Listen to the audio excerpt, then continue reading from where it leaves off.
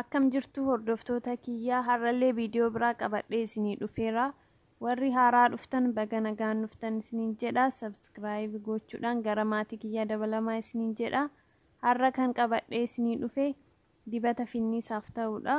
Akkasumas wantoota gurraachate kan nurraa balleessuudha. Amma gara hojiitti deemna. Asitti akkuma argitan maankaa tokko irdii itti godhadheera. Aannan illee maankaa tokkotti godhadha. Isin hanguma barbaadan itti godhachuu dandeettani. Ani guyyama tokko kan dibadhuuf amma itti godhaa jira. Itti aansuunis damma maankaa tokkotti godhadha. Orgaanikii odoo argattanii isatti godhattanii bareeda. Irdis dammas orgaanikii odoo fayyadamtanii bareeda jedha. Yoon argannes kaanis fayyadamuu ni dandeessu. Akkanatti sadiin walitti godheetiniin wal seensisa sirriitti haga inni wal simatutti jechuudha.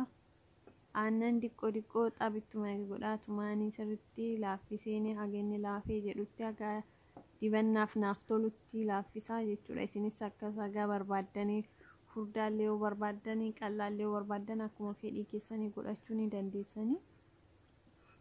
Akkanatti wal seensisaa. Dammi akkuma beektanii antibaakteeriyaadha. Baakteeriyaa fuula keenyarraa akka hin teenne goosisaa. Innis irdiinis akkasuma faayidaa guddaa qaba. Fuula keenya moistiraayizii godha. Fuula nu gurraacha'ee ija jala faa finniisa faa kan nutti bahee kanneen nurraa akka inni badu taasisa. Finniisni akkuma beekamutti yeroo takkaan kan nurraa badu miti. Dibata kana al sadii faa lama faa torbeen dibachuu qabdan haga sirriitti isinirraa badutti. Yookaan al takka yoo dibattanii dhiistan isinirraa badus dhabuu danda'a. Al lama sadii dibachuu qabdanii jechuudha. Amma akkanatti laaffisee geesseera akkuma argitan. Fuula keessanii amma sirriitti dhiqatu qabdanii saamunaadhaan dura goggositanii achi sanaan booda itti dibattanii jechuudha.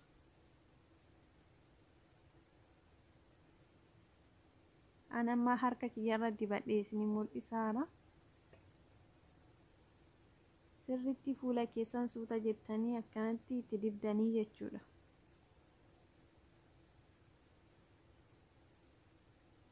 Alaarjii warri qabdanis dura harka keessanirraa akkana dibdanii yoo argitan sanaan booda fuula keessan dibachuu ni dandeessanii warri alaarjikii aannan faa qabdanii.